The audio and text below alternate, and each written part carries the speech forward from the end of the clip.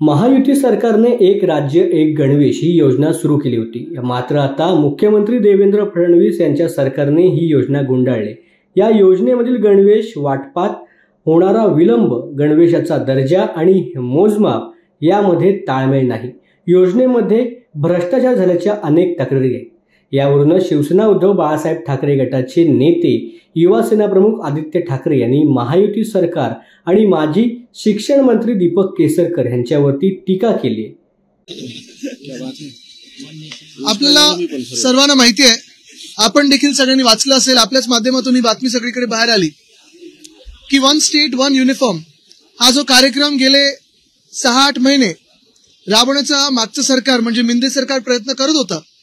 त्याच्यात अनेक आमदारांनी, अनेक स्थानिक लोकप्रतिनिधींनी विषय घेतला होता की याच्यात अनियमितता आहे आणि अजूनही लहान लहान मुलांना, महाराष्ट्रभरात शाळेत जाणाऱ्या मुलांना त्यांचे गणवेश मिळाले नाहीत।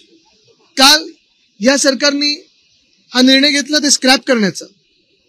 जरी चांगला निर्णय असेल तरी ज्या व्यक्तीला मंत्रिमंडळात घेतलं नाहीये, जे आधी शालेय शिक्षण मंत्री होते, त्यांच्यावर चौकशी होणार आहे का?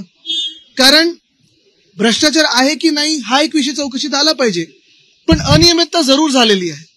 मग ही फायनान्शियल आहे, ही ऍडमिनिस्ट्रेटिव्ह आहे, ह्याच्यावर जो काही बारकाईने अभ्यास होईल तो लोकांसमोर येणं गरजेचं आहे। कारण तुम्ही हा विषय लक्षात घ्या की जे शालेय शिक्षण मंत्री होते तत्कालीन केसरकर साहेब, त्यांनी शाळेतल्या मुलांचा गणवेश देखील सोडला नाही, त्याच्यातली देखील मलाई करण्याचा प्रयत्न केला आणि हे अतिशय लाज वाटण्याची गोष्ट आहे।